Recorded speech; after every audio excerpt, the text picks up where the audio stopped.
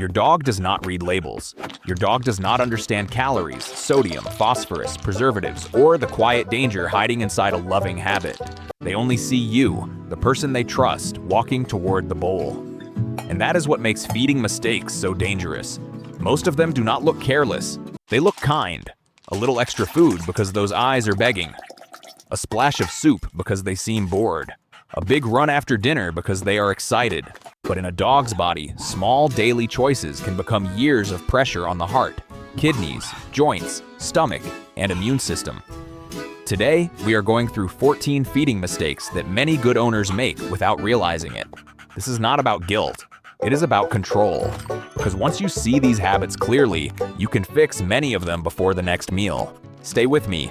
Because mistake number 3 is one of the most common reasons dogs end up with sudden digestive disasters. And the final mistake is the one every large breed owner should treat like an emergency rule, not a suggestion.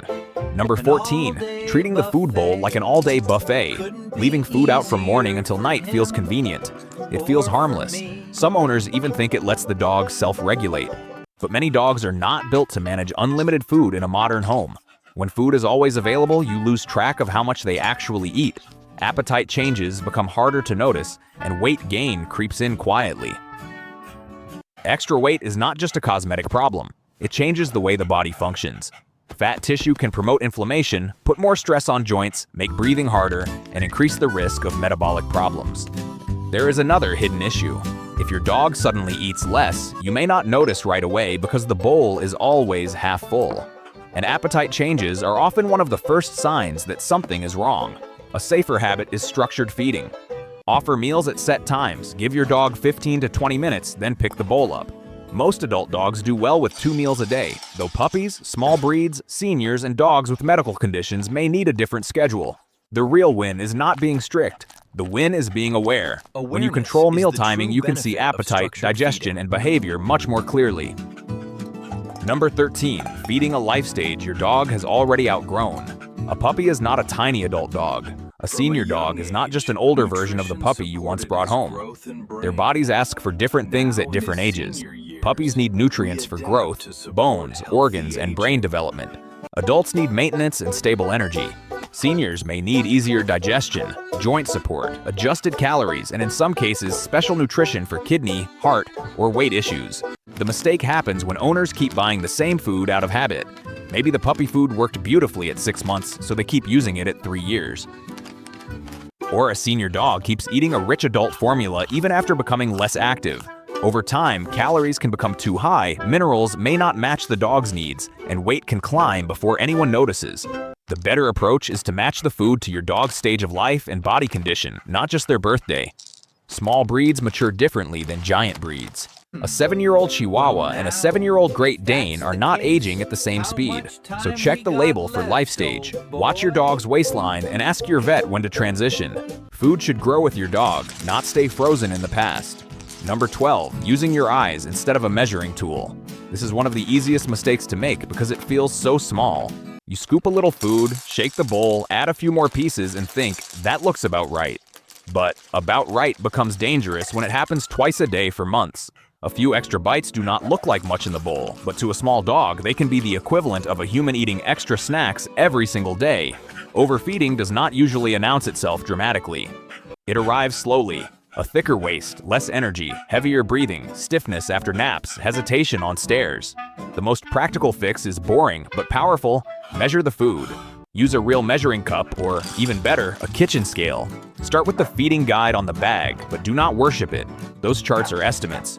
Your dog's real needs depend on age, breed, activity, neuter status, metabolism, and treats. Here's a simple home test. Look from above. Your dog should have a visible waist behind the ribs. Then look from the side. The belly should tuck upward, not hang straight across. You should be able to feel the ribs with light pressure, not dig for them.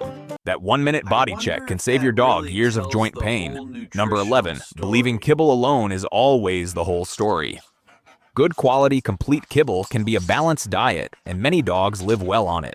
The problem is when owners assume that every dry food is equal, or that no fresh variety can ever help. Dogs, like humans, benefit from thoughtful food choices. Adding safe, simple, fresh foods in small amounts can improve texture, hydration, interest, and sometimes fiber intake. Think of it as a topper, not a random buffet. A spoonful of plain pumpkin, cooked green beans, cucumber, carrots, blueberries, or a little plain cooked lean meat can make a meal more satisfying without turning it into chaos. But there is a rule. Toppers should not unbalance the diet. Keep them modest, especially for small dogs. Avoid onions, garlic, grapes, raisins, chocolate, xylitol, cooked bones, heavy fat, and salty leftovers. The new insight here is this. Freshness is not about being fancy. It is about controlled simplicity. One safe ingredient, small amount, consistent response.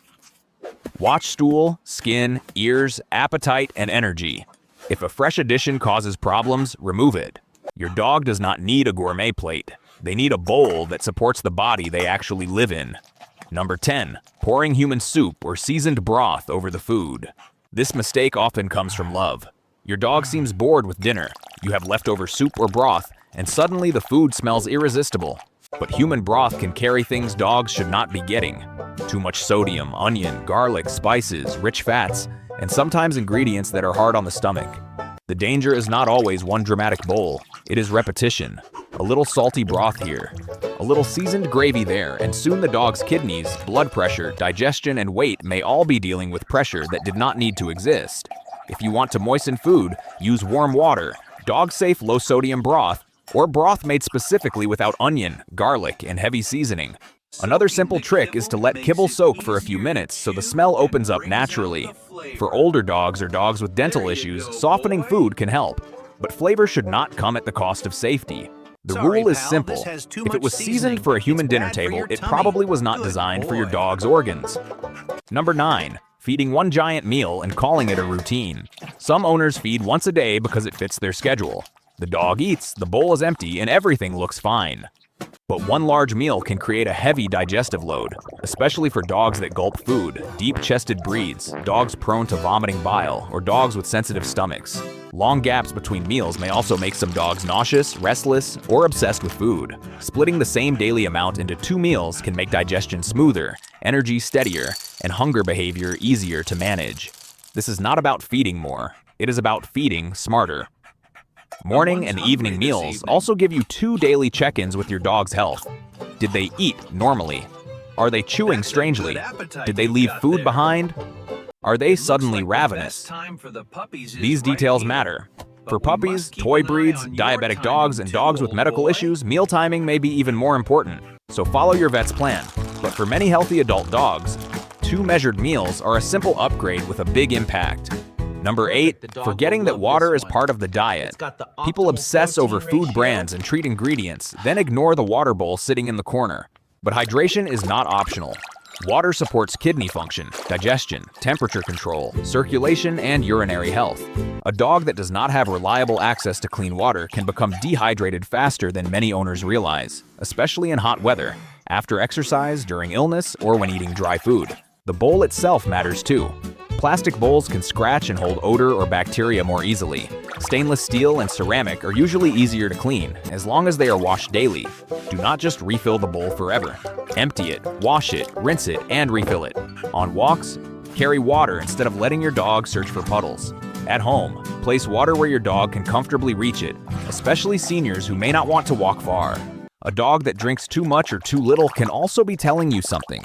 Sudden changes in thirst can point to medical issues, so do not treat water as background. Treat it as one of the most important ingredients your dog receives every day. Before we continue, pause for 3 seconds and think about your dog's last meal. Was it measured or guessed? Was the bowl washed or just refilled? Did they rest afterward or run straight into play? Keep that answer in your mind because the mistakes coming next are the ones that often hide inside healthy routines. Number 7, homemade meals without nutritional balance. Cooking for your dog sounds like the ultimate act of love. Real meat, real vegetables, real effort. And sometimes, under the right guidance, homemade diets can work beautifully. The danger begins when fresh becomes random.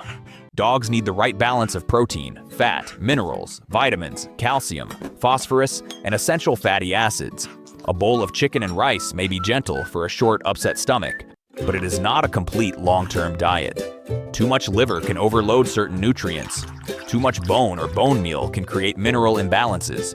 Too little calcium can affect bones. Too much fat can trigger digestive problems in some dogs. The owner's intention is good, but the math may be wrong.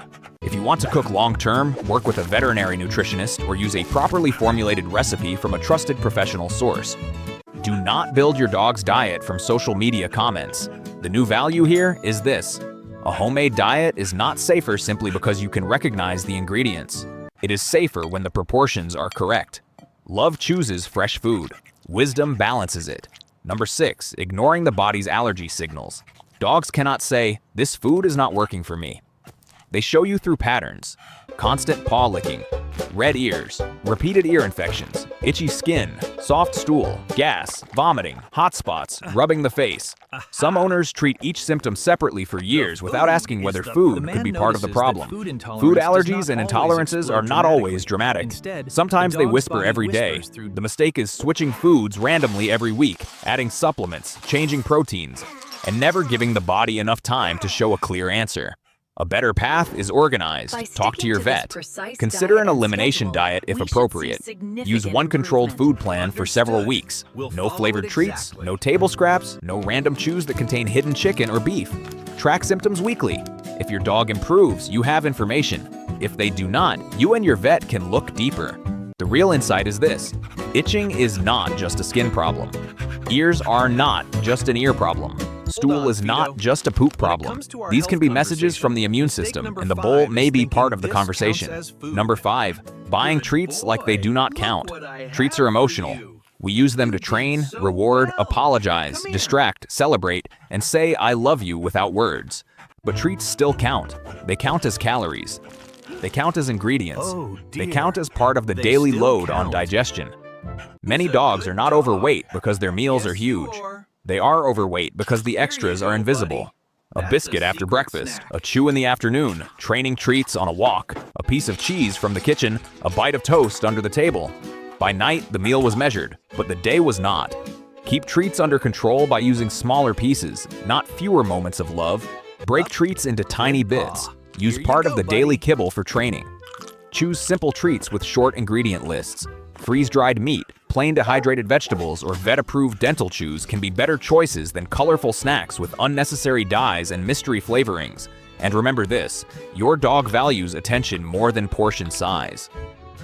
A pea-sized reward with your full excitement can mean more than a giant biscuit handed over without connection. Number 4, allowing puddles, ponds, and mystery water on walks. A thirsty dog pulling toward a puddle looks innocent, but stagnant water can carry bacteria, parasites, chemicals, algae, and wildlife urine. Depending on where you live, leptospirosis can be a real concern, and it can affect both dogs and humans. Blue-green algae in ponds and lakes can be extremely dangerous. Roadside puddles may contain oil, antifreeze residue, pesticides, or runoff. The problem is that you cannot judge water safety by how it looks. A puddle does not need to look disgusting to be risky. The fix is simple and portable. Bring clean water. Use a collapsible bowl or a dog water bottle. Teach a cue like "leave it" for puddles. If your dog loves water, give them safe water opportunities instead of letting them choose random sources. And ask your vet whether vaccines or parasite prevention should be updated based on your area and lifestyle. This is not about making walks fearful. It is about making them prepared. Number 3, changing food overnight. This is the mistake that can turn a normal week into a carpet cleaning nightmare, or worse, a vet visit. Your dog's gut is not just a tube, it is an ecosystem. The bacteria inside it adapt to what your dog eats. When you suddenly replace one food with another, even a better food, that ecosystem can be shocked. Some dogs handle it. Others respond with diarrhea, vomiting, gas, loss of appetite, or painful stomach upset. Owners often say, "But the new food is higher quality." That may be true, but quality does not cancel transition. A slow switch gives the gut time to adjust. A common plan is 25% new food and 75% old food for a couple of days, then half and half, then 75% new, then fully new. Sensitive dogs may need 10 to 14 days or longer. During the transition, keep treats and toppers stable so you know what is causing what. If your dog has severe vomiting, bloody stool, weakness, repeated diarrhea, or refuses food, call your vet. The practical insight is this: do not judge a food by the chaos caused by a bad transition. Sometimes the food was not the problem, the speed was. Number 2, trusting the front of the bag more than the back. Pet food marketing is designed to make you feel safe in 3 seconds. Words like premium, natural, wholesome, ancestral, farm-raised, and vet-inspired can sound meaningful. But the real information is on the back and side panels. Learn to read the label like a calm detective. First, look for a nutritional adequacy statement that tells you whether the food is complete and balanced for your dog's life stage. Second, check the main ingredients, but remember that ingredient lists are based on weight before processing, so they do not tell the whole nutritional story. Third, look at calories per cup or can.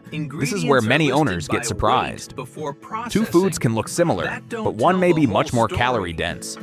Fourth, notice whether the food fits your dog's needs. A working young dog, a couch-loving senior, a dog with kidney disease, and a dog with allergies should not all be fed by the same marketing promise. Avoid choosing food only because the package has a wolf, a mountain, or a happy golden retriever on it.